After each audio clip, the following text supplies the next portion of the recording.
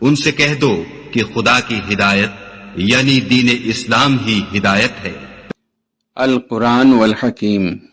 طرح ڈرتے ہو جس طرح اپنوں سے ڈرتے ہو، اس طرح ہم عقل والوں کے لیے اپنی آیتیں کھول کھول کر بیان کرتے ہیں۔ مگر جو ظالم ہیں، بے سمجھے اپنی خواہشوں کے پیچھے چلتے ہیں، تو جس کو خدا گمراہ کرے اسے کون ہدایت دے سکتا ہے، اور ان کا کوئی مددگار نہیں۔ تو تم ایک طرف کے ہو کر دین خدا کے رستے پر سیدھا منہ کیے چلے جاؤ، اور خدا کی فطرت کو جس پر اس نے لوگوں کو پیدا کیا ہے اختیار کیے رہو۔ خدا کی بنائی ہوئی فطرت میں تغیر و تبدل نہیں ہو سکتا، یہی سیدھا دین ہے، لیکن اکثر لوگ نہیں جانتے۔ مومنوں، اسی خدا کی طرف رجوع کیے رہو اور اس سے ڈرتے رہو، اور نماز پڑھتے رہو، اور مشرکوں میں نہ ہونا، اور نہ ان لوگوں میں ہونا جنہوں نے اپنے دین کو ٹکڑے ٹکڑے کر دیا اور خود فرقے فرقے ہو گئے۔ سب فرقے اسی سے خوش ہیں جو ان کے پاس ہے، اور جب لوگوں کو تکلیف پہنچتی ہے تو اپنے پروردگار کو پکارتے اور اسی کی طرف رجوع ہوتے ہیں۔ پھر جب وہ ان کو اپنی رحمت کا مزہ چکھاتا ہے تو ایک فرقہ ان میں سے اپنے پروردگار سے شرک کرنے لگتا ہے، تاکہ جو ہم نے ان کو بخشا ہے اس کی ناشکری کریں۔ سو خیر فائدے اٹھا لو، ان قریب تم کو اس کا انجام معلوم ہو جائے گا۔ کیا ہم نے ان پر کوئی ایسی دلیل نازل کی ہے کہ ان کو خدا کے ساتھ شرک کرنا بتاتی ہے؟ اور جب ہم لوگوں کو اپنی رحمت کا مزہ چکھاتے ہیں تو اس سے خوش ہو جاتے ہیں، اور اگر ان کے عملوں کے سبب جو ان کے ہاتھوں نے آگے بھیجے ہیں کوئی گزن پہنچے تو نا امید ہو کر رہ جاتے ہیں۔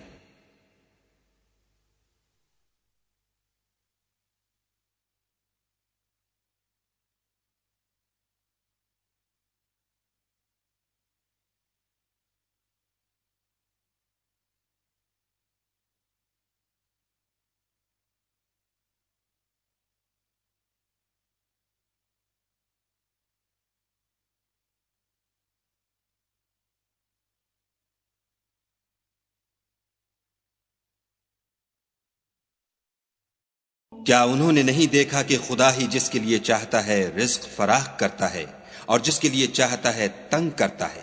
بے شک اس میں ایمان لانے والوں کے لیے نشانیاں ہیں۔ تو اہل قرابت اور محتاجوں اور مسافروں کو ان کا حق دیتے رہو۔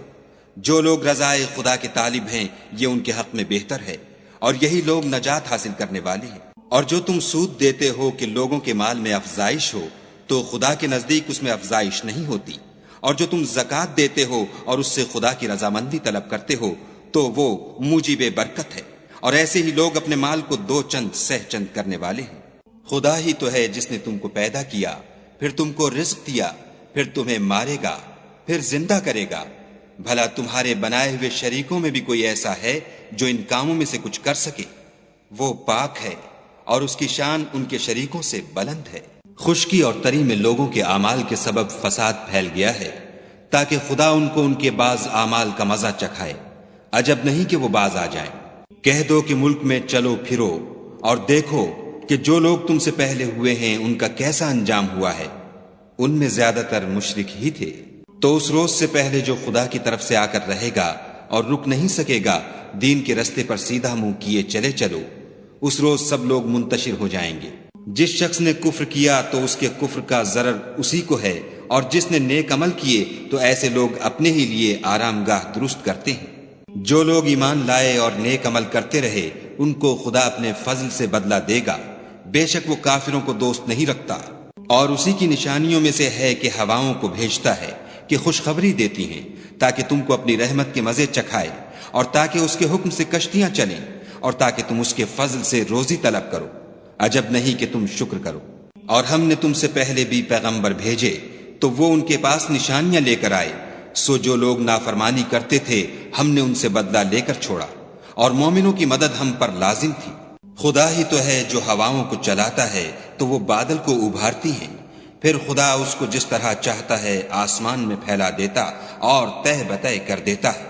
پھر تم دیکھتے ہو کہ اس کے بیچ میں سے مہ نکلنے لگتا ہے، پھر جب وہ اپنے بندوں میں سے جن پر چاہتا ہے اسے برسا دیتا ہے تو وہ خوش ہو جاتے ہیں، اور پیشتر تو وہ مہ کے اترنے سے پہلے نا امید ہو رہے تھے۔ تو اے دیکھنے والے، خدا کی رحمت کی نشانیوں کی طرف دیکھ کہ وہ کس طرح زمین کو اس کے مرنے کے بعد زندہ کرتا ہے۔ بے شک وہ مردوں کو زندہ کرنے والا ہے اور وہ ہر چیز پر قادر ہے۔ اور اگر ہم ایسی ہوا بھیجیں کہ وہ اس کے سبب کھیتی کو دیکھیں کہ زرد ہو گئی ہے تو اس کے بعد وہ ناشکری کرنے لگ جائیں، تو تم مردوں کو بات نہیں سنا سکتے، اور نہ بہروں کو جب وہ پیٹھ پھیر کر پھر جائیں آواز سنا سکتے، اور نہ اندھوں کو ان کی گمراہی سے نکال کر راہ راست پر لا سکتے ہو۔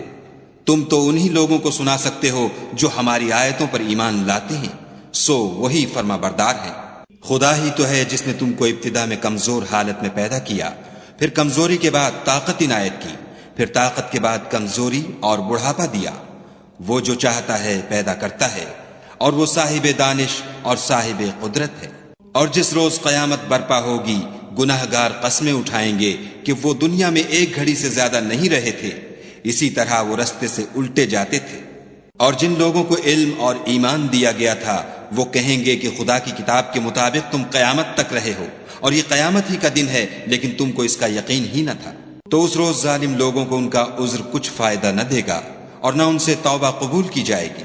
اور ہم نے لوگوں کے سمجھانے کے لیے اس قرآن میں ہر طرح کی مثال بیان کر دی ہے، اور اگر تم ان کے سامنے کوئی نشانی پیش کرو تو یہ کافر کہہ دیں گے کہ تم تو جھوٹے ہو۔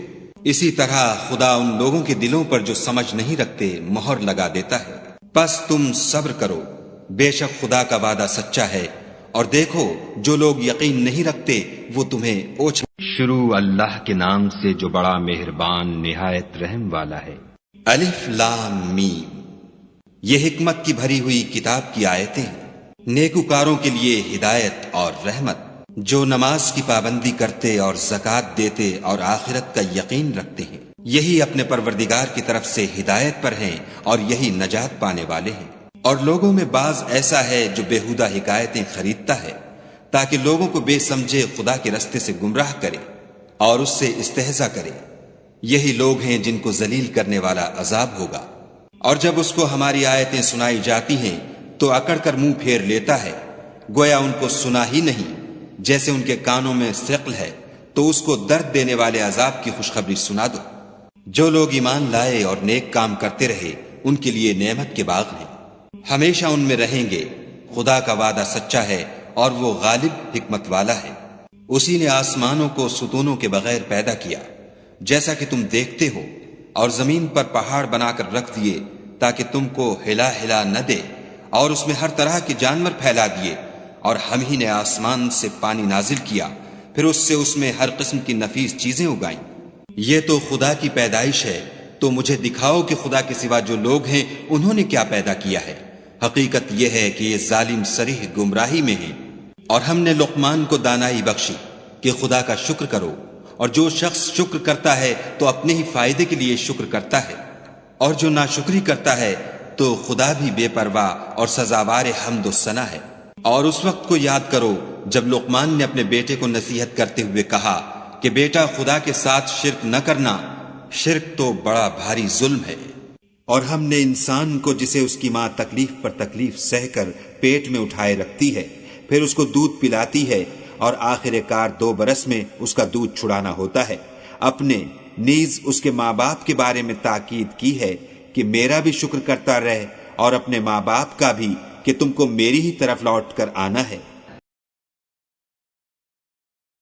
ضرب لكم مثلا من أنفسكم هل لكم مما ملكت أيمانكم من شركاء فيما رزقناكم فأنتم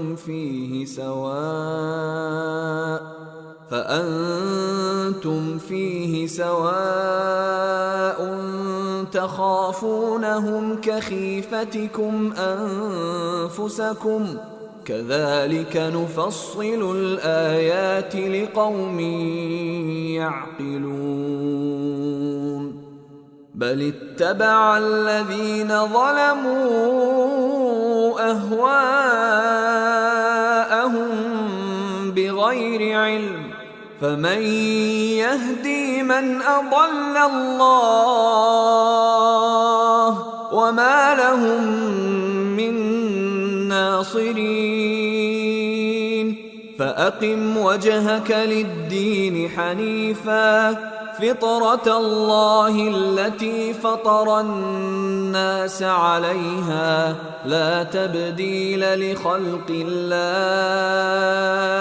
ذلك الدين القيم ولكن أكثر الناس لا يعلمون منيبين إليه واتقوه وأقيموا الصلاة ولا تكونوا من المشركين من الذين فرقوا دينهم وكانوا شيعا كل حزب بما لديهم فرحون وإذا مس الناس ضر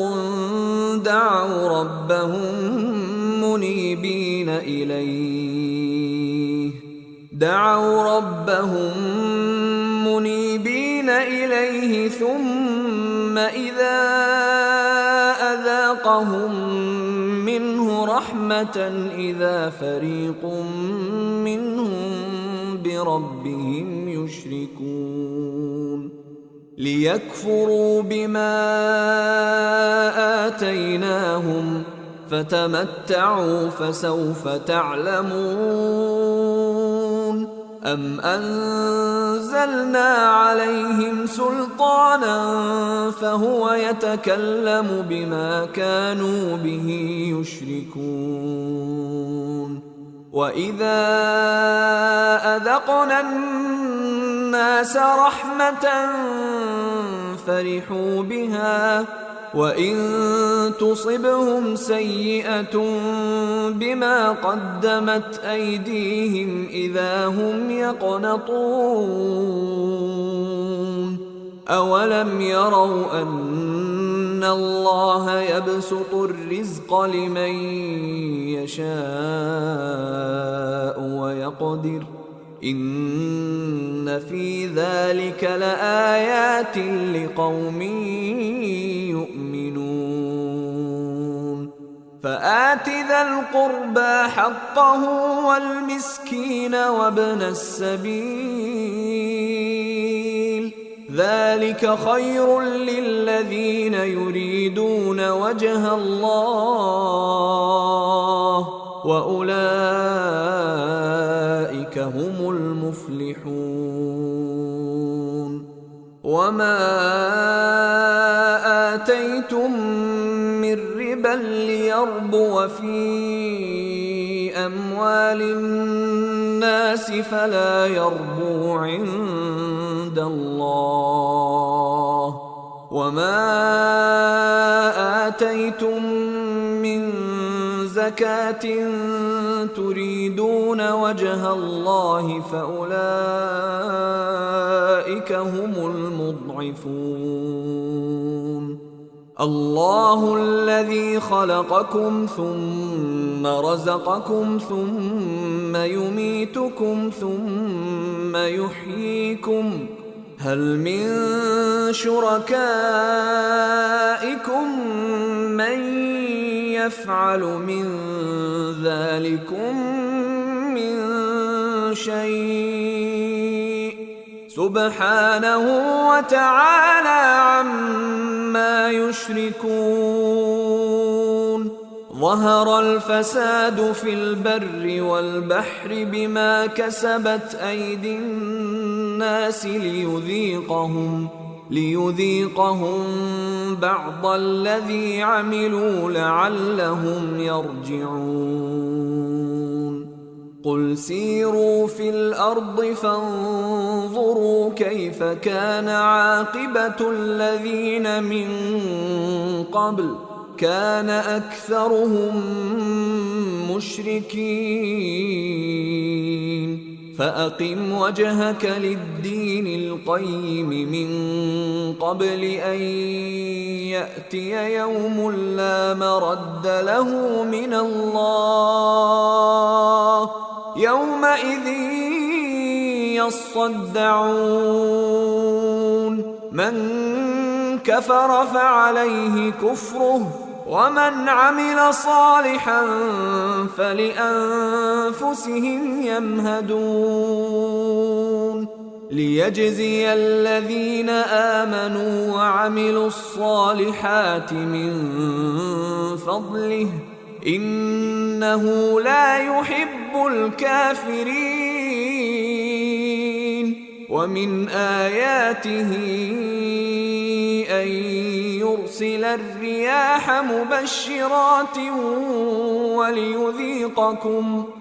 وليذيقكم من رحمته ولتجري الفلك بأمره ولتبتغوا من فضله ولعلكم تشكرون.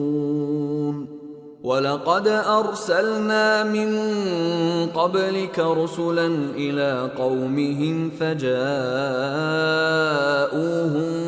بالبينات فانتقمنا من الذين أجرموا وكان حقا علينا نصر المؤمنين. الله الذي يرسل الرياح فتثير سحابا فيبسطه في السماء كيف يشاء ويجعله كسفا فترى الودق يخرج من خلاله فإذا أصاب به من يشاء من عباده إذا هم يستبشرون. وإن كانوا من قبل أن ينزل عليهم من قبله لمبلسين. فانظر إلى آثار رحمة الله كيف يحيي الأرض بعد موتها إن ذلك لمحيي الموتى وهو على كل شيء قدير. ولئن أرسلنا ريحا فرأوه مصفرا لظلوا من بعده يكفرون. فإنك لا تسمع الموتى ولا تسمع الصم الدعاء إذا ولوا مدبرين. وما أنت بهاد العمي عن ضلالتهم إن تسمع إلا من يؤمن بآياتنا فهم مسلمون. الله الذي خلقكم من ضعف ثم جعل من بعد ضعف قوة ثم جعل من بعد قوة ضعفا وشيبة يخلق ما يشاء وهو العليم القدير. ويوم تقوم الساعة يقسم المجرمون ما لبثوا غير ساعة كذلك كانوا يؤفكون. وقال الذين أوتوا العلم والإيمان لقد لبثتم في كتاب الله إلى يوم البعث فهذا يوم البعث ولكنكم كنتم لا تعلمون. فيومئذ لا ينفع الذين ظلموا معذرتهم ولا هم يستعتبون. ولقد ضربنا للناس في هذا القرآن من كل مثل ولئن جئتهم بآية ليقولن الذين كفروا إن أنتم إلا مبطلون. كذلك يطبع الله على قلوب الذين لا يعلمون فاصبر إن وعد الله حق ولا يستخفنك الذين لا يوقنون. بسم الله الرحمن الرحيم. ألف لام ميم. تلك آيات الكتاب الحكيم هدى ورحمة للمحسنين الذين يقيمون الصلاة ويؤتون الزكاة وهم بالآخرة هم يوقنون أولئك على هدى من ربهم وأولئك هم المفلحون. ومن الناس من يشتري لهو الحديث ليضل عن سبيل الله بغير علم ويتخذها هزوا أولئك لهم عذاب مهين. وإذا تتلى عليه آياتنا ولى مستكبرا كأن لم يسمعها كأن في أذنيه وقرا فبشره بعذاب أليم. إن الذين آمنوا وعملوا الصالحات لهم جنات النعيم خالدين فيها وعد الله حقا وهو العزيز الحكيم. خلق السماوات بغير عمد ترونها وألقى في الأرض رواسي أن تميد بكم وبث فيها من كل دابة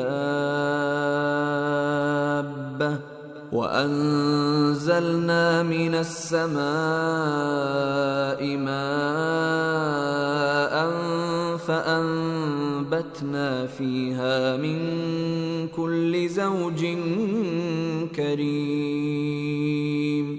هذا خلق الله فأروني ماذا خلق الذين من دونه بل الظالمون في ضلال مبين. ولقد آتينا لقمان الحكمة أن اشكر لله ومن يشكر فإنما يشكر لنفسه ومن كفر فإن الله غني حميد. وإذ قال لقمان لابنه وهو يعظه يا بني لا تشرك بالله إن الشرك لظلم عظيم. ووصينا الإنسان بوالديه حملته أمه وهنا على وهن وفصاله في عامين